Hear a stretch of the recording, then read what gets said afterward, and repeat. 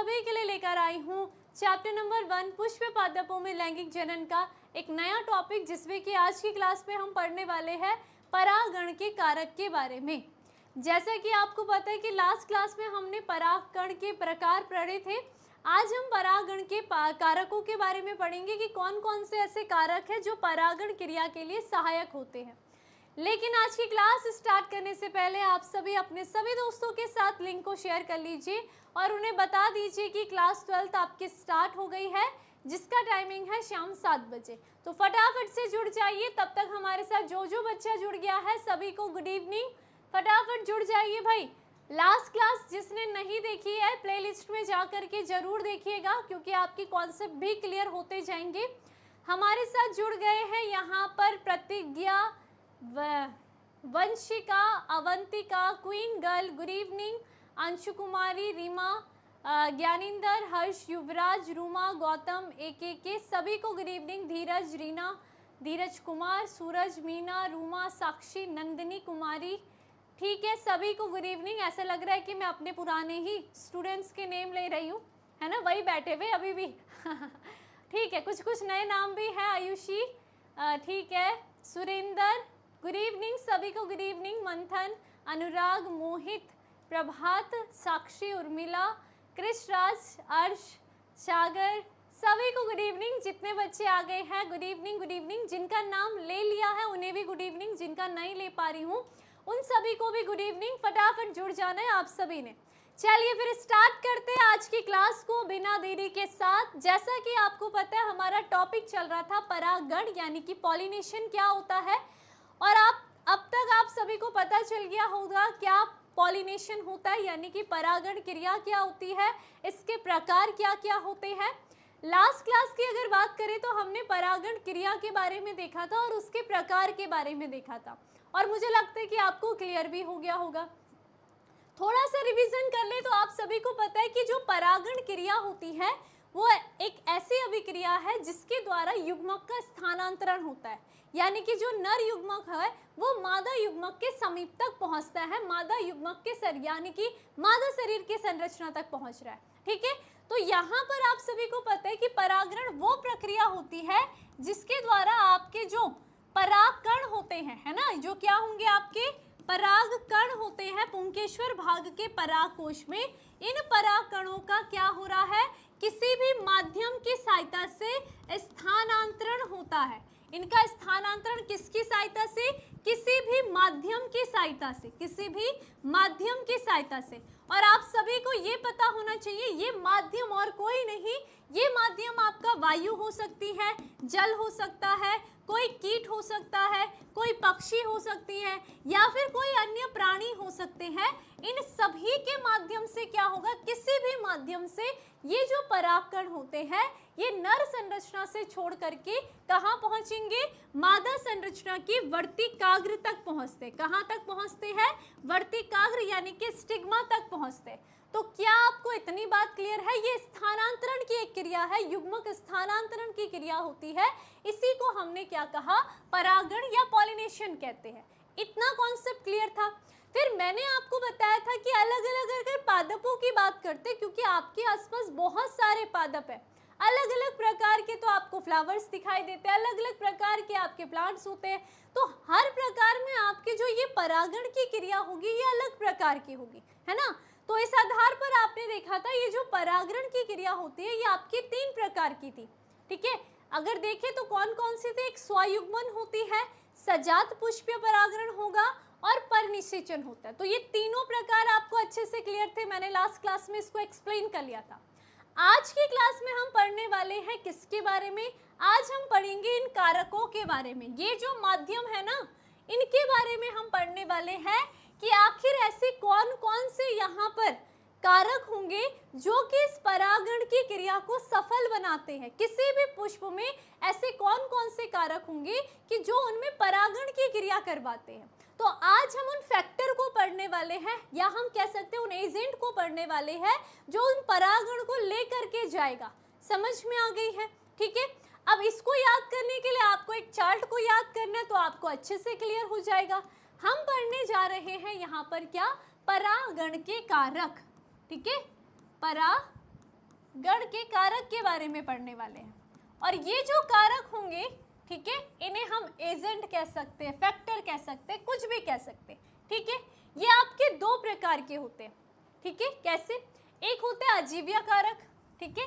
अजीव्य कारक नाम से ही पता चल रहा है कि अजीव्य का मतलब क्या होता है। अजीव्य कारक की जब भी मैं बात करूंगी तो इसका मतलब है कि ऐसे कारक जिनमें जीवन नहीं होता है, जीवन है ही नहीं, निर्जीव है, ठीक है। और दूसरे होते हैं यहाँ पर कौन से कारक? जीव्य कारक। जीव्य कारक से आप क्या समझते हो कि ये वो कारक होंगे जिनमें जीवन उपस्थित होगा। तो अजीव्य कारक भी यहाँ पर जिनमें जीवन नहीं है वो भी परागण की क्रिया करवाते हैं, और जिनमें जीवन है वो भी यहाँ पर परागण की क्रिया करवाते हैं। अब जैसे कि अगर हम अजीव्य कारक की बात करते हैं जिनमें जीवन नहीं है, तो वो किस तरीके से होंगे? उसमें आप दो पढ़ते हो, कौन कौन से? एक आपकी आ जाती है वायु। वायु में जीवन नहीं है ना, तो ये क्या करेगी यहाँ पर? अजीव्य कारक में वायु भी आपके परागण क्रिया कराने में सहायता करती है। कैसे करेगी? आपको पता है अगर वायु चलेगी तो आपके पुष्प में जो वो पाउडर फॉर्म में परागकण होंगे वो बहुत हल्के होते हैं, बहुत सूखे होंगे। तो जैसे वायु चली वो उड़ करके कहीं और चले जाएंगे, कहीं ना कहीं किसी न किसी पुष्प की वर्तिकाग्र तक तो पहुंचेंगे, है ना। तो वायु ने क्या करा? वायु ने स्थानांतरण का काम करा, भले अनजाने में करा लेकिन स्थानांतरण हुआ है आपके परागकण का, तो इसको हम क्या कहेंगे? वायु के द्वारा परागण की क्रिया। समझ में आ गया? दूसरा आप देखोगे जलीय पादप। आप जल में जाओगे तो जल में भी तो आपको कभी कभी बहुत सारे पादप दिखाई देते हैं, तो उनमें कौन यहाँ पर परागण की क्रिया करवा रहा है? तो वहां पर जो माध्यम बन जाएगा वो जल माध्यम बन जाएगा, ठीक है। तो यहाँ पर बात करेंगे वायु के बाद आपका क्या होगा? अजैविक कारक में जल यहाँ पर परागण की क्रिया करता है, और ये जल वाला जो परागण की क्रिया होगी वो डेफिनेटली आपके जो भी जलीय पादप होते हैं, जैसे कि हम कुछ एल्गीज की बात करते हैं, ब्रायोफाइटा की बात करते हैं, ठीक है। तो इनमें आप क्या देखोगे? इनमें होता है आपका जलीय परागण। Concept clear? उसके बाद आ जाते हैं ये दोनों के दोनों, तो आप किस में पढ़ते हो? अजैविक कारकों में, जिनमें जीवन नहीं होता, ये परागण की क्रिया में भाग लेते हैं। वहीं दूसरी ओर जैविक कारकों की बात करते हैं तो इसके अंतर्गत आपके आ जाते हैं कौन कौन से? आपके कीट आ सकते हैं, कीट, ठीक है। आपकी क्या होती है? जो पक्षी होती है, क्लियर बात है। उसके अलावा जितने भी जो अन्य प्राणी की हम बात करेंगे वो इसमें आ जाते हैं। अन्य प्राणी में आपके स्तनधारी जीव हो सकते हैं, सरीसृप जीव हो सकते हैं, ये सारे भी परागण की क्रिया को करने में सहायता करते हैं। क्या आपको इतनी बात क्लियर हो गई? ये बताओ। अब जैसे कि कीटों की मैं बात करूंगी तो कीटों में जैसे कि आपको दिखाई देता है मधुमक्खी, तितली फूलों पर बैठी रहती है ना, तो जब वो अपने रस को चूस रही है, मकरंद खा रही है, चूस रही है, तो उसके साथ साथ उन कीटों के पांव पर आपके परागकण चिपक जाते हैं। अब यही जो कीट होंगे ये किसी दूसरे पादप पे जाएंगे तो कहीं ना कहीं इन्होंने क्या कर दिया है? उस परागकण का स्थानांतरण कर दिया एक पादप से दूसरे पादप में। तो कीटों ने भी यहाँ पर क्या करा? परागण की क्रिया करवाई। पक्षी की भी हम बात करते हैं, पक्षी के पंख में, पैरों में कहीं भी लग करके ये क्या कर रही है? परागकण को उस पुष्प से किसी दूसरे पुष्प तक पहुंचा रही है। उसके अलावा अगर हम अन्य प्राणियों की बात करें, जैसे छिपकली की बात करें, सांप की बात करें, सांप भी किसी पादप से जा रहा होगा तो कहीं ना कहीं उसकी सतह पर भी कोई परागकण चिपक जाएगा। वही वो किसी दूसरे पादप में गया तो वहां पर उसके परागकण छोड़ के आ गया। तो ये भी क्या कर रहे? परागकण की क्रिया को करवा रहे। बंदर को देखो 24 घंटे नाचता रहता है ना पेड़ों पे, तो कहीं ना कहीं उसके शरीर पर भी तो चिपक रहे हैं परागकण, तो वो भी क्या कर रहा है? ये परागण की क्रिया में भाग ले रहा है। Concept clear? ठीक है। अब यहाँ पर छोटे छोटे क्वेश्चंस आते हैं, जैसे कि अगर हम बात करते हैं कीटों के द्वारा जब परागण की क्रिया होती है तो इसे हम क्या कहते हैं? तो वायु के द्वारा अगर परागण की क्रिया होगी तो इसको हम कहते हैं एनीमोफिली। एनीमोफिली कहते हैं। कॉन्सेप्ट क्लियर रखना है। एनीमोफिली किसे कहेंगे? जब वायु के द्वारा परागण की क्रिया होगी। जल के द्वारा होगी तो इसको हम हाइड्रोफिली कहेंगे, हाइड्रोफिली कहते हैं। कीट के द्वारा होगी तो इसको एंटोमोफिली कहते हैं, एंटोमोफिली कहेंगे। Concept clear? ठीक है। उसके बाद पक्षी के द्वारा होगा तो ऑर्निथोफिली कहेंगे। ठीक है। तो ये आपको ध्यान रखने, क्योंकि यहाँ से आपके एमसीक्यूज बनते हैं। समझ में आ गया? वायु के द्वारा परागण की क्रिया होगी तो इसको हम एनिमोफिली कहेंगे। जल के द्वारा परागण की क्रिया होगी तो ये हाइड्रोफिली कहलाएगा। कीट के द्वारा एंटोमोफिली और पक्षी के द्वारा ऑर्निथोफिली कहलाता है। ये छोटे छोटे ये जो नाम बोले मैंने, आप इसको यहीं पर याद कर लो। Concept clear? अब बात करते हैं हम ये जो परागण के कारक हैं इनके बारे में, कि अगर कोई पुष्प, ठीक है, सारे पुष्प आपके वायु के द्वारा परागृत नहीं होते। कुछ ऐसे पुष्प होंगे जो वायु के द्वारा परागृत होंगे, कुछ ऐसे पुष्प होंगे जो जल के द्वारा होंगे, और कुछ ऐसे होंगे जो अन्य प्राणी या कीटों पक्षियों के द्वारा होते हैं। ठीक है, अब इनकी कुछ विशेषता होती है, उन पुष्पों की भी कुछ विशेषता होती है, तब जाकर के ही वो इन कारकों के द्वारा परागृत होते हैं। जैसे अगर हम बात करेंगे वायु के द्वारा परागण की, तो ये जो वायु के द्वारा परागण की क्रिया होगी, इसकी इस ऐसे जो पुष्प होंगे उसकी ऐसी क्या विशेषता है कि ये वायु के द्वारा ही परागृत हो, ये कीटों के द्वारा परागृत नहीं हो सकते, है ना? तो कहीं ना कहीं उस पुष्प की कोई विशेषता होगी जिसके कारण उसके आसपास कीट के द्वारा परागण की क्रिया नहीं हो रही है। ठीक है, तो अब हम क्या करेंगे, एक एक करके इन लक्षणों को देखेंगे कि आखिर इसके द्वारा अगर परागण की क्रिया है तो उस पुष्प के लक्षण क्या है, उस पे ऐसी क्या विशेषता है कि इसमें केवल वायु के द्वारा ही परागण होगा, बाकी किसी के द्वारा नहीं होगा। कुछ लक्षण होंगे ना, तो चलिए अब उन लक्षणों को पढ़ते हैं कि आखिर वायु के द्वारा परागण की क्रिया के लिए एक पुष्प में क्या क्या लक्षण होने चाहिए। समझ में आ गया? ठीक है, अगर अजैवीय कारकों की हम बात करते हैं, ठीक है, जब भी हम अजैवीय कारकों की बात करेंगे कि सबसे ज्यादा किसके द्वारा परागण की क्रिया होती है, वायु के द्वारा या जल के द्वारा, तो आपका हमेशा आंसर होगा कि वायु के द्वारा जो परागण की क्रिया होगी वो अधिक होती है। ठीक है, उसी तरीके से जीवीय कारकों की बात करेंगे तो इसमें आपके जो कीट होते हैं, कीटों के द्वारा जो परागण की क्रिया होंगी वो सबसे अधिक होती है। क्लियर? चलिए अब देखते हैं कि वायु परागण के द्वारा, ठीक है, कोई भी एनिमोफिली हो रही है तो ये वायु परागण करने वाले ऐसे पुष्पों में होते क्या क्या गुण हैं। ठीक है, अब आप सभी को एक बात तो बहुत अच्छे से क्लियर होनी चाहिए कि अगर कोई पुष्प वायु के द्वारा परागृत हो रहा है तो इसका मतलब इसमें कोई रंग की आवश्यकता नहीं है। ऐसे जो पुष्प होंगे वो रंगहीन होंगे, क्योंकि इनको किसी को आकर्षित करने की आवश्यकता नहीं है। वायु तो अपनी दिशा में चलती रहेगी और परागण की क्रिया होती रहेगी ना, तो यहाँ पर किसी भी आकर्षण की जरूरत नहीं पड़ रही है। कीटों को आकर्षित करने के लिए हमें अच्छे रंग नहीं चाहिए पुष्पों में, तो ऐसे जो पुष्प होते हैं वो रंगहीन होते हैं, कलरलेस होते हैं। समझ में आ गया? तो हम बात करेंगे ये जो पुष्प होंगे ये कैसे होंगे, रंगहीन होते हैं। एक कॉन्सेप्ट क्लियर है? ऐसे पुष्प आप देखोगे इनमें कोई बदबू या गंध या सुगंध कुछ नहीं होगी, क्योंकि वायु को थोड़ी भी सूंघना है कुछ। ठीक है, तो ये कैसे होते हैं, गंधहीन, सुगंधहीन, जो भी बोल सकते हो, गंधहीन भी बोल दो, ठीक है, सुगंधहीन भी बोल दो, सब लिख दो। ठीक है, इनमें क्या नहीं होगी, कोई भी गंध उपस्थित नहीं होती है। ये भी आपको क्लियर हो गया? क्लियर? ठीक है, अब बात आ जाती है इसकी नर संरचना और मादा संरचना की। आपको पता है क्या कि हमने यहाँ पर बात करी कि किसी भी पुष्प में दो लैंगिक अंग होते हैं। एक होता है इसका किसकी संरचना, नर जननांग की संरचना। जननांग किसकी संरचना, जननांग हम पुंकेश्वर को कह रहे हैं। ठीक है, उसी तरीके से हम कहेंगे कि इसमें किसकी संरचना है, मादा जननांग की संरचना है। ठीक है, तो ये किसको कह रहे हैं हम, उसके स्त्री केशर की बात करें और उस स्त्री केशर के सभी भागों की हम बात करेंगे यहाँ पर।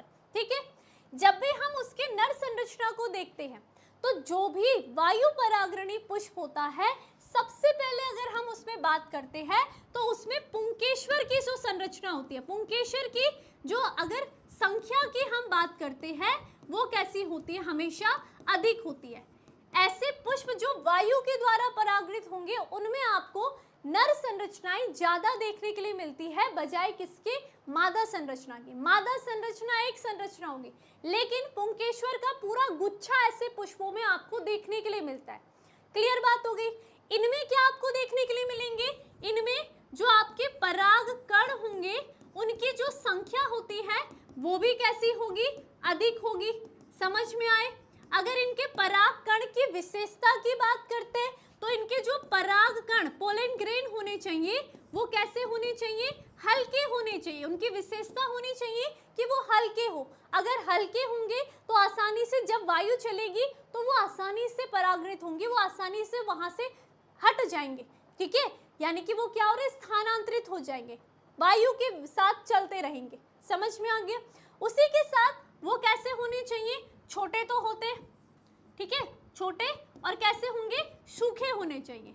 ये क्या होती है आपके, एक वायु के द्वारा परागृत पुष्प की नर संरचना की विशेषता होगी कि उसमें जो पुंकेश्वरों की संख्या हो, या हम कहेंगे पुंकेश्वरों का गुच्छा हो, वो बहुत ज्यादा हो, उनमें परागकण की संख्या बहुत ज्यादा हो। इसका कारण ये है कि परागकण आप सभी को पता है वायु के द्वारा परागण होगा, तो यहाँ पर क्या होंगे, परागकण की यहाँ पर वेस्ट होने के चांसेस ज्यादा है ना।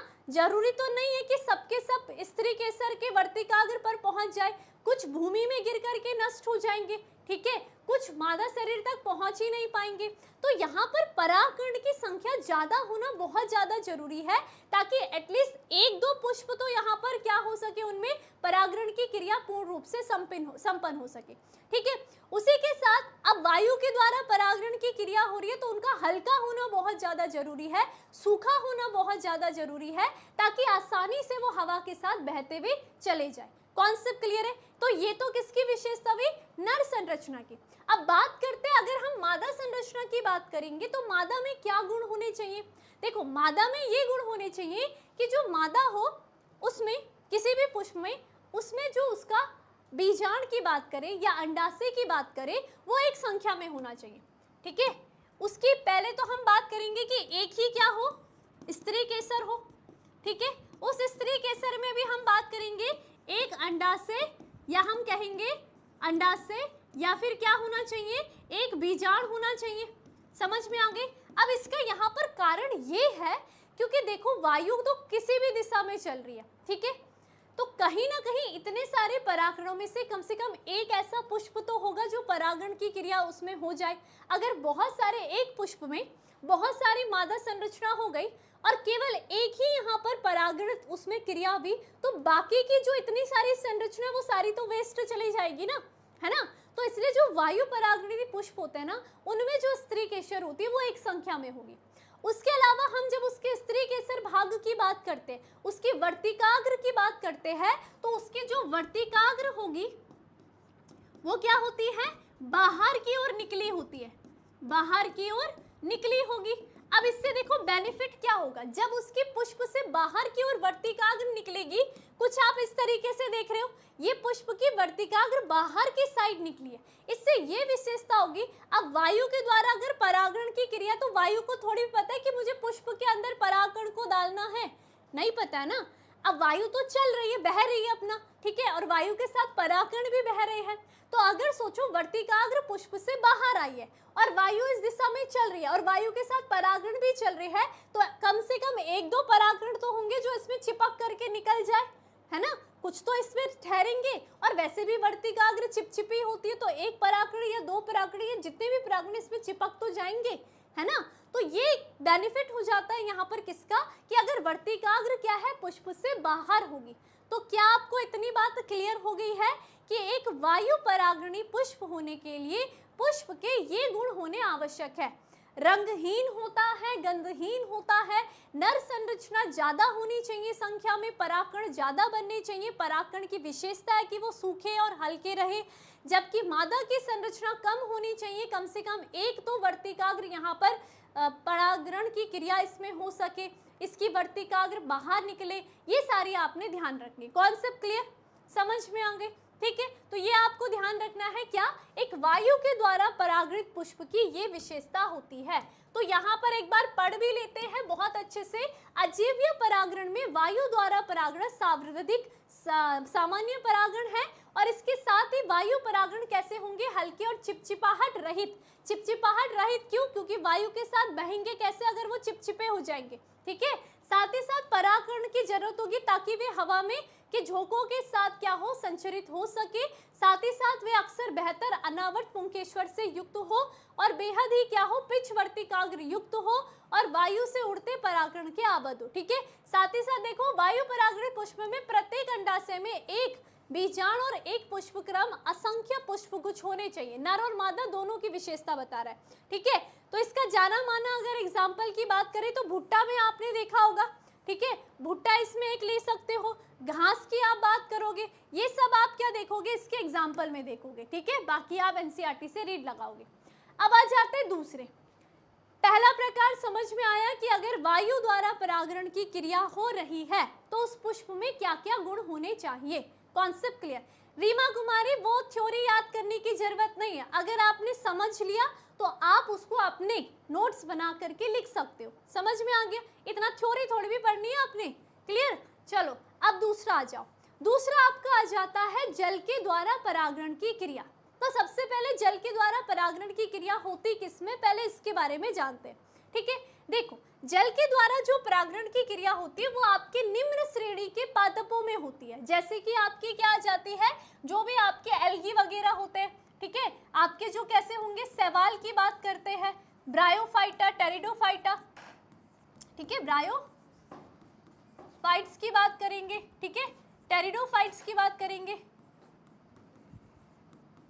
क्लियर बात है। तो इनमें आप देखोगे इसमें क्या होती है, जल के द्वारा परागण की क्रिया होती है, ये तो आपको क्लियर है। अब यहाँ पर परागण की क्रिया भी आपको पता है, अगर जल के आधार पर हम देखते हैं तो जल के आधार पर आपके पास जल भी दो प्रकार के हो सकते हैं। एक ऐसे जल होता है जो स्वच्छ होता है और दूसरा आप देखोगे लवणीय जल होता है ना। तो हम यहाँ पर देखते हैं जल के आधार पर एक ऐसे होते हैं परागण की क्रिया जो कि स्वच्छ जल वाले पादपों में होंगी, है ना। तो जो स्वच्छ जल वाले पादप होंगे, एक स्वच्छ जल वाले पादप होते हैं, इनमें परागण की क्रिया होगी, और एक कैसे होंगे, समुद्री, या हम इनको क्या कहेंगे, लवणीय जल में परागण की क्रिया होगी, लवणीय जल में परागण की क्रिया होगी। इसमें आपके पास एग्जाम्पल दे रखा है, जैसे कि स्वच्छ जल में परागण करने वाले जो आपके पादप होते हैं उसमें आपको एग्जाम्पल वेलिशनेरिया और यहाँ पर हाइड्रिला, ये दोनों एग्जाम्पल आपको याद रखने, ठीक है। आपसे क्वेश्चन पूछा जाता है कि स्वच्छ जल द्वारा परागण की क्रिया किस में होगी, तो यहाँ पर स्वच्छ जल में होती है, वेलिशनेरिया और हाइड्रिला में। उसके अलावा अगर हम बात करते हैं समुद्री जल में, जो यहाँ पर आ जाता है समुद्री घास, समुद्री घास आपने देखी होगी, इसमें क्या होगा, परागण की क्रिया जल के द्वारा होती है, जिसे हम जोस्टर भी कहते हैं, ठीक है। ये आपने ध्यान रखना है, कॉन्सेप्ट क्लियर हो गई है, ठीक है। तो ये जो तीन आपके पादप है, ये तीनों की तीनों जल के द्वारा परागण की क्रिया करते हैं, लेकिन अंतर ये आ जाएगा कि ये जो होंगे स्वच्छ जलीय वो आपके वेलिशनेरिया और हाइड्रिला होंगे, और समुद्री जल में आपका समुद्री घास आ जाता है। कॉन्सेप्ट क्लियर, ठीक है, इतनी बात ध्यान रखनी है, क्लियर बात है, ठीक है। चलिए अब बात क्या करनी है, यहाँ पर हम देखेंगे कि आखिर इनमें किस तरीके से जलीय परागण की क्रिया होती है, ठीक है। हम यहाँ पर देखते हैं कि जो वेलिशनेरिया और हाइड्रिला होता है, इनमें आप देखोगे कि जो इनकी मादा संरचना होगी, ठीक है, इनकी जो मादा संरचना यानी कि इनका जो स्त्री केशर भाग होगा, या वर्तिकाग्र की बात करते हैं, वर्तिकाग्र की अगर बात करें तो ये कहाँ होगा, जल की सतह पर होता है, ठीक है, कहाँ होगा, जल की सतह पर होगा, क्लियर बात है। यानी कि जो परागकण होते हैं वो जल की सतह पर आएंगे और फिर जल धाराओं के साथ बह करके ये जल की सतह पर उपस्थित वर्तिकाग्र पर स्थानांतरित हो रहे हैं। तो इस तरीके से इसमें परागण की क्रिया होगी। जबकि समुद्री घास में हम देखेंगे कि जो इसकी मादा संरचना होगी, मादा संरचना पूरा का पूरा जो स्त्री केशर यानी कि पूरे की पूरी संरचना कहाँ होगी, जल के भीतर उपस्थित होगी, जल के भीतर होगी। अब देखो कैसे, है ना, पहले इनके बारे में देख लेते हैं। सबसे पहले जैसे हमने वेलिशनेरिया की बात करी, तो वेलिशनेरिया की बात हम कर रहे हैं। वेलिशनेरिया को आपको ध्यान रखना है, वेलिशनेरिया में कहाँ होगी, इसके स्त्री केशर जल की सतह में परागण की क्रिया होगी, परागण क्रिया होगी, समझ गए, ठीक है। और ये कहाँ होती है, जल के भीतर होगी, जल के भीतर अगर हम बात करते हैं तो वहां पर आप क्या देखोगे, परागण की क्रिया देखोगे, ठीक है। अब देखो कैसे, माना हमने कहा ये जल आपका, ये यहाँ पर क्या देखा हमने, ये रहा स्वच्छ जल, ठीक है, क्योंकि वेलिशनेरिया की बात कर रहे हैं तो ये रहा आपका स्वच्छ जल की हम यहाँ पर बात करेंगे, क्लियर बात है। हम यहाँ पर पादप बना रहे हैं वेलिस्नेरिया का। तो वेलिस्नेरिया में हम देख रहे हैं कि इसकी जो मादा संरचना है उसकी वर्तिकाग्र सतह से ऊपर है। बाकी अगर पुष्प की बात करें तो वो कहाँ है, आपको जल में ही देखने के लिए मिलेगा। ठीक है, पूरा का पूरा पुष्प कहाँ है, हमने कहा वो जल में है। कॉन्सेप्ट क्लियर हो गया। ठीक है, उसके बाद इसकी नर संरचना की बात कर रहे हैं तो नर संरचना भी इसकी कहाँ है, यहाँ इस तरीके से आप देखोगे कि इसकी जो नर संरचना है वो यहाँ जल के भीतर उपस्थित है। अब होता क्या है, इस नर संरचना के परागकोश में परागकण बनेंगे। परागकण आप देख रहे हो इस तरीके से कहाँ, जल की सतह पर आएंगे। क्लियर बात है। और यहाँ पर जल धाराओं के साथ बह करके ये जो परागकण होंगे ये स्त्री केसर के वर्तिकाग्र पर पहुंच जाते हैं। तो इस तरीके से यहाँ पर जो वेलिस्नेरिया होगा उसमें परागण की क्रिया होती है। कॉन्सेप्ट क्लियर है, जल की सतह में होगा आपका वेलिस्नेरिया में। वहीं दूसरी साइड अगर हम किसकी बात कर रहे हैं, समुद्री घास की बात कर रहे हैं। समुद्री घास में आप देखोगे इसमें होता है आपका जल के भीतर। समुद्री घास की हम बात करेंगे तो सबसे पहले हमने यहाँ पर देखा कि इसकी जो नर और मादा संरचना है, दोनों के दोनों संरचना, नर की संरचना बात कर रहे हैं और मादा संरचना की बात कर रहे हैं, तो दोनों के दोनों ही संरचना आपको कहाँ देखने के लिए मिलेगी, इसकी यहाँ जल में देखने के लिए मिलेगी। तो हमने कहा ये वैलिस यहाँ पर समुद्री घास की संरचना है। ठीक है, ये क्या है, समुद्री घास की संरचना है। अब होगा क्या, यहाँ पर हम बात करते हैं, यहाँ पर इसकी नर संरचना कुछ इस तरीके से यही है। ठीक है, इसमें परागकण का निर्माण हुआ। क्लियर बात है। ठीक है, परागकण का निर्माण हुआ और ये परागकण कैसे होते हैं, एक और बात ध्यान रखना कि समुद्री घास के जो परागकण होते हैं वो रिबन जैसी संरचना के होते हैं। इस तरीके से जैसे आप रिबन जैसी संरचना देखोगे ना, इस तरीके से आपको क्या दिखाई देंगे, इसके परागकण दिखाई देंगे और ये परागकण जल की धाराओं के साथ बह करके इस वर्तिकाग्र पर पहुंचते हैं। तो ये जो स्थानांतरण की क्रिया हो रही है इसी को हम यहाँ पर क्या कहेंगे, ये जो हो रहा है जल के भीतर हो रहा है जल परागरण की क्रिया। कॉन्सेप्ट क्लियर है, ये बात आपने ध्यान रखनी है। अच्छा, अब आप देखोगे कि जो परागकण होते हैं वो जब जल में, तो उनमें कोई हानि नहीं होगी जल के द्वारा। तो आप देखोगे जितने भी जलीय परागण क्रिया करने वाले पुष्प के परागकण होते हैं उनमें उनके बाहर एक श्लेष्म आवरण उपस्थित होता है। ठीक है, श्लेष्म आवरण उपस्थित होता है जो कि क्या करेगा, उस परागकण को यहाँ पर संरक्षित रखने का काम करेगा। ठीक है, इसके द्वारा क्या होगा, आपका जो परागकण होते हैं वो क्या रहेंगे, संरक्षित रहते हैं, संरक्षित रहते हैं। कॉन्सेप्ट क्लियर, ये बात आपने ध्यान रखनी है। तो मैंने आपको बता दिया जल के द्वारा परागण की क्रिया, आपके तीन आपके यहाँ पर एनिमल, यहाँ पर तीन आपको बता दिया गया है प्लांट्स। कौन कौन से रह गए, एक आप देखोगे यहाँ पर क्या, एक आपका है वेलिस्नेरिया, दूसरा आपने देखा यहाँ पर आपका हाइड्रिला, तीसरा आपने देखा समुद्री घास। तो ये तीन आपको याद रखने हैं। अब यहाँ पर कुछ आपके पास यहाँ पर अपवाद भी दिए गए हैं। अब ये बोला गया है कि कुछ ऐसे पादप है जो रहते तो जल में है, लेकिन यहाँ पर इनमें जो परागण की क्रिया होती है वो जल के द्वारा नहीं होगी, बल्कि वो कीट या फिर किस वायु के द्वारा होती है। तो ऐसे जो पुष्प होंगे वो आपके ध्यान रखना है, वो होते हैं आपके एक तो जलकुंभी और दूसरा आपको ध्यान रखना है वो है वाटर लिली। ठीक है, तो ये दोनों के दोनों आपको ध्यान रखोगे क्या क्या है, एक आपका हो जाएगा जलकुंभी। ठीक है, ये जलकुंभी की बात करेंगे, जलकुंभी। ठीक है, वाटर हाइसिंथ की बात करते हैं, वाटर हाइसिंथ। ठीक है, और दूसरा आपका आ जाता है वाटर लिली, वाटर लिली की बात करेंगे। इतनी बात क्लियर है। ठीक है, ये ऐसे पादप होंगे जो क्या है, जल में रहकर, जल में रहकर, इनमें क्या हो रहा है, जल में रहकर वायु या कीट के द्वारा यहाँ पर क्या होगी, परागण की क्रिया होती है, परागण की क्रिया होगी। समझ में आ गया। तो एक तरीके से जल को क्या मिल रहा है, यहाँ पर धोखा मिल रहा है कि यहाँ पर रह तो जल में रहे हैं लेकिन यहाँ पर कर क्या रहे हैं, ये वायु या कीट के द्वारा परागण की क्रिया कर रहे हैं। कॉन्सेप्ट क्लियर रखना, इनमें कभी भी जल के द्वारा परागण की क्रिया नहीं होगी, ये भी ध्यान रखना है। समझ में आ गया है। तो ये आपका क्या हो जाएगा, यहाँ पर अपवाद ही कह लो कि ये जल में रह करके जल के द्वारा परागण की क्रिया नहीं कर रहे हैं। Concept clear. ठीक है, उसके बाद जल के द्वारा हमें पता चल गया है। ठीक, उसके बाद आ जाते हैं प्राणियों के द्वारा परागण की क्रिया। ठीक है, प्राणियों के द्वारा अगर हम परागण की क्रिया की बात कर रहे हैं तो आपको मैंने बताया यहाँ पर कीट के द्वारा परागण की क्रिया होती है। ठीक है, पक्षी के द्वारा परागण की क्रिया होगी, और आपके जो क्या होंगे स्तनधारी जीव, या हम कह सकते हैं अन्य प्राणी।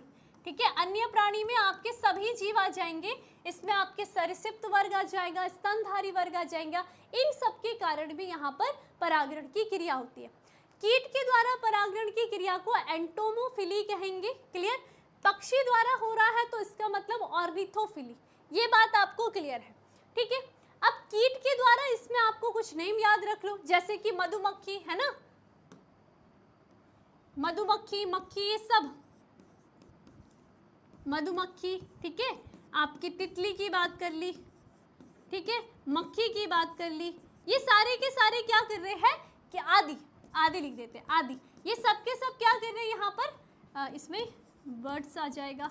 ठीक है, ठीक, ये सब के सब कीट के द्वारा परागण की क्रिया हो रही है। उसी तरीके से पक्षी की बात करेंगे तो जैसे गुंजन पक्षी की यहाँ पर एग्जाम्पल दिया गया है। ठीक है, चमगादड़, ठीक है, आदि। उसके अलावा अन्य पक्षियों की बात, अन्य प्राणी में आपके दोनों आ जाएंगे, स्तनधारी भी आ सकते हैं, ठीक है, सरीसृप आ सकते हैं, ये सब किस में आ जाएंगे, आपके अन्य प्राणी में आ जाएंगे। क्लियर, सरीसृप में जितने भी प्राणी आपको दिखाई देंगे वो भी परागण की क्रिया में भाग लेते हैं।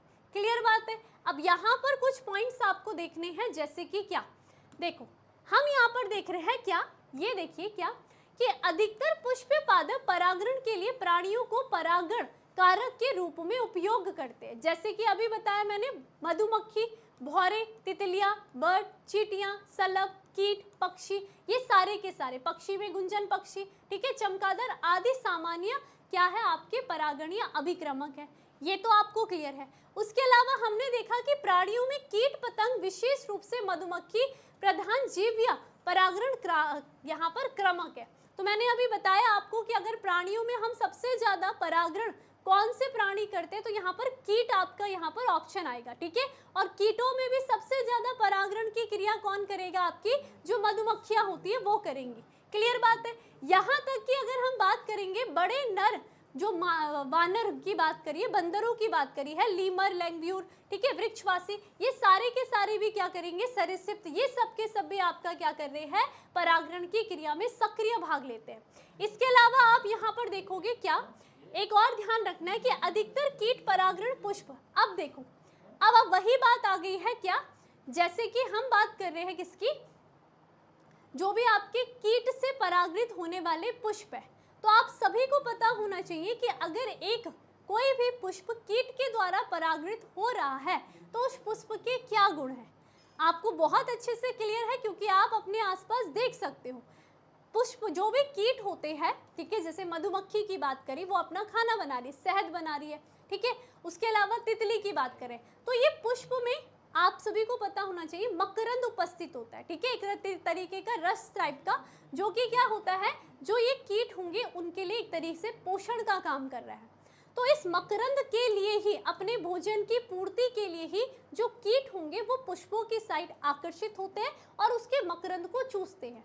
अब यहाँ पर किस पुष्प का मकरंद कितना ज्यादा अच्छा होगा, ये कैसे पता चलेगा, ये पता चलता है उसके दलों से। इसलिए हमने दलों को शुरू में क्या कहा था, सहायक अंग कहा था, क्योंकि ये कहीं ना कहीं आपके कीटों को आकर्षित करने का काम करते हैं। पुष्प में जो अलग अलग कलर आपको देखने के लिए मिलते हैं वो यहाँ पर परागण की क्रिया में बहुत महत्वपूर्ण भूमिका निभाते हैं, क्योंकि इन कुछ कलरों को देख करके ही आपके जो कीट होंगे वो आकर्षित होंगे, और अगर कीट आकर्षित होंगे, ये किसी पुष्प में बैठेंगे, उसके मकरंद को चूसेंगे, उसके उस समय क्या हो रहा है, इनके पैरों पर, इनके पाद जो होंगे उस पर परागकण चिपक जाते हैं। अब यही जो कीट होंगे, इनको कोई दूसरा अच्छा पुष्प मिला, ये उसका रस पीने गए, तो वहां पर क्या हो गया, स्थानांतरण हो गया उस परागकण का। तो हम ये कह सकते हैं कि कीटों के द्वारा, कुछ ऐसे कीट होते हैं जैसे मधुमक्खी, तितली, इनके लिए अगर परागण, ये अगर परागण की क्रिया कर रहे हैं तो इनके जो पुष्प होंगे, इनके द्वारा जो परागृत पुष्प होंगे, उनका सबसे महत्वपूर्ण गुण यही होगा कि उनमें मकरंद होना चाहिए। उनके जो दल हो वो आकर्षित होने चाहिए, अधिक से अधिक उनमें रंग होने चाहिए, ठीक है, आकर्षित रंग होने चाहिए, ये गुण होते हैं। क्लियर। लेकिन इसके अलावा अगर हम बात करते हैं किसकी, कुछ ऐसे पुष्प भी होते हैं जो कि आपके किसके द्वारा यहाँ पर परागृत होंगे, यहाँ पर आपके मक्खियों के द्वारा या बिटलों के द्वारा, ठीक है, जो बिटल्स होते हैं उनके द्वारा, यहाँ पर मक्खी के द्वारा। तो मक्खी को किसी की आवश्यकता नहीं है, ठीक है। मक्खी क्या करेगी, मक्खी जो मक्खी से होने वाले परागृत पुष्प होंगे, अगर उनकी बात करेंगे तो उनमें किसी भी प्रकार की सुगंध नहीं आती है, बल्कि उनमें आपको क्या देखने के लिए मिलता है कि वो पुष्प मलिन गंध स्रवित करते हैं, ठीक है, बदबू आती है उनसे। क्लियर बात है, ये ध्यान रखने, जिससे कि प्राणी आकर्षित होते हैं उस मलिन गंध से, यहाँ पर वो मक्खी या बीटल्स उससे आकर्षित होंगे और फिर इसमें क्या होगा, परागण की क्रिया होगी, ठीक है। तो ये आप सभी को ध्यान रखना है, इतनी बात क्लियर है, ठीक। चलो उसके बाद जैसे कि आप देख रहे हो अलग अलग पुष्प होंगे, तो कीटों के द्वारा परागण की क्रिया के लिए ये गुण होना आवश्यक है। क्लियर बात है। उसके बाद पक्षी के द्वारा अगर बात करें तो पक्षी के द्वारा परागण क्रिया के लिए, जैसे कि इसमें आपको अभी आगे देखने के लिए मिलेगा, युका सलभ, युका पादप और सलभ का एक सह संबंध देखने के लिए मिलेगा, ठीक है। अब जैसे कि बात करते हैं यहाँ पर एमोरफोफिलस एक पादप, एक पुष्प का नाम दिया गया, इसके बारे में थोड़ा सा याद रखो कि ये एक सबसे बड़ा पुष्प है जिसकी जो लंबाई है वो कितनी है, 6 फुट लंबा, ठीक है। तो आपसे पूछा जा सकता है कि सबसे लंबा पुष्प की बात की गई है तो वो कौन है, एमोरफोफिलस है। समझ में आ गया, कुछ इस तरीके से आपको ये पुष्प दिखाई देगा। क्लियर। उसके अलावा हम बात करते हैं युका व सलभ, ठीक है, युका सलभ का सह संबंध के बारे में। क्लियर। अब देखो युका सलभ क्या है, युका पादप और सलभ क्या, कीट, ठीक है। इन दोनों, सलभ पक्षी का नाम है। क्लियर। इन दोनों के मध्य में आपको एक विशेष प्रकार का संबंध देखने के लिए मिलता है जिसे हम सह संबंध कहते हैं। और वो संबंध कैसा होता है, देखो ये जो सलभ होगा ना, ये क्या करता है, ये अपने अंडे देता है, ठीक है, अंडे के लिए। जैसे कि इसने क्या करा, माना बात यहाँ पर आपका ये युका पादप है। क्लियर बात है, ये यहाँ पर हम इसकी अंडाशय बना देते हैं, किसका, युका पादप का। ये रहा आपका युका पादप रहा। क्लियर बात है। तो यहाँ पर ये जो सलभ पक्षी होगा, ये जो सलभ होगा, ये क्या करेगा, अपने अंडे देगा, कहाँ, इन अंडे को कहाँ डाल देगा, इन अंडाशय में डाल देगा। बदले में इसने इसके लिए क्या किया, सलभ से यहाँ पर इसके जो परागकण थे उसको भी स्थानांतरित कर दिया, अपने अंडों की रक्षा के लिए इस पादप का चुनाव करा। क्लियर। साथ ही साथ परागण के द्वारा इस पादप में यहाँ पर मादा युग्मक के साथ संलयन की क्रिया के पश्चात यहाँ पर क्या बन रहा होगा, यहाँ अंदर बीजांड का निर्माण हो रहा होगा, है ना। तो देखो जैसे जैसे पादप क्या होगा, इस पादप में आगे परिवर्धन की क्रिया जाएगी, साथ ही साथ इस सलभ के द्वारा छोड़े गए जो यहाँ पर अंडे थे वो कहीं ना कहीं उनमें भी परिवर्तन होगा, ठीक है। जैसे ही इस अंडे से क्या बनेगी, संतति बनेगी, तो ये क्या हो जाएंगे, ये जो अंडे होंगे इनकी संतति बाहर निकल जाएगी और उस समय इसका जो यहाँ पर बीजांड था ये भी क्या हो जाएगा, परिपक्व हो जाएगा। तो एक तरीके से इन दोनों के मध्य में सह संबंध ये रहा, कैसा कि यहाँ पर सलभ ने अपने अंडे की रक्षा के लिए उस पादप का चुनाव करा और बदले में उसको क्या दिया, बदले में पादप ने उसके अंडों की रक्षा करी और बदले में सलभ उन्हें क्या दे रहा है, परागकण ला करके दे रहा है। तो एक तरीके से इन दोनों में दोनों ही जातियों को लाभ हुआ है, इसलिए हम ये कहेंगे कि इनके मध्य में क्या पाया जाता है, एक प्रकार का सहसंबंध पाया जाता है परागण की अगर हम दृष्टि से देखते हैं। क्लियर बात हो गई। तो ये रहे आपके यहाँ पर हमने आज की क्लास में जो भी पढ़ा, ये सारे के सारे आपके क्या थे, परागण के कारक थे, जिसमें कि आपने शुरू से अजीव्य कारक वायु जल के बारे में पढ़ा, उसके बाद जैवीय घटक के बारे में जो कि आपका कीट है, आपके अन्य प्राणी, आपके पक्षी, इन सबको मिला करके ये सारे के सारे आपके जैवीय कारक के अंतर्गत आ जाते हैं। तो मुझे उम्मीद है कि आपको क्लियर हो गया होगा। एक बार आप एनसीईआरटी लाइन को रीडिंग करोगे तो आपको बहुत अच्छे से पूरा का पूरा कॉन्सेप्ट क्लियर हो जाएगा।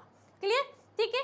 इसी के साथ आप सभी आंसर होमवर्क अगर देखो तो होमवर्क आप लोग कमेंट में करोगे। होमवर्क में आप सभी को जलीय परागणी पुष्प के बारे में बताना है, जलीय परागणित पुष्प के बारे में, परागणित पुष्प के बारे में आपने कमेंट करके बताना है, ठीक है। इनके एग्जाम्पल आपने लिखने, एग्जाम्पल, क्लियर, ठीक है। चलिए, इसी के साथ जो बच्चा हमारे साथ नया है, आप सभी पहले तो चैनल को सब्सक्राइब कर लीजिए, ठीक है, ताकि मुझ तक आपके कमेंट पहुंच जाए। साथ ही साथ आप हमारे टेलीग्राम ग्रुप जो कि साइंस दीवाने विद्याकुल नेम से, आप इसको जरूर ज्वाइन कर लीजिए, ठीक है। अगर आपको ग्रुप नहीं मिल रहा है, पहले ये ग्रुप जो है आप देख लीजिए, जिसमें 30,000 से ज़्यादा बच्चे होंगे, आप उसी को ज्वाइन करिएगा, ठीक है। और साथ ही साथ अगर नहीं ग्रुप मिल रहा है या कोई भी प्रॉब्लम है तो आप इस हेल्पलाइन नंबर पर कॉल कर सकते हो। क्लियर बात हो गई है? तो आप सभी अपना आंसर जरूर दीजिएगा और एक बार रिवीजन करोगे तो बहुत अच्छे से पूरा का पूरा टॉपिक आपको क्लियर हो जाएगा। जो बच्चे नए हैं, आज ही क्लास में आए हैं, तो प्लेलिस्ट में जाकर के आप इसके पहले के जो पार्ट्स हैं आप उसको भी देख सकते हो, ठीक है। चलिए, फिर आज के लिए इतना ही रखते हैं, मिलते हैं आप सभी से नेक्स्ट क्लास में नेक्स्ट टॉपिक के साथ। तब तक आप सभी ध्यान रखिए, गुड नाइट। सर,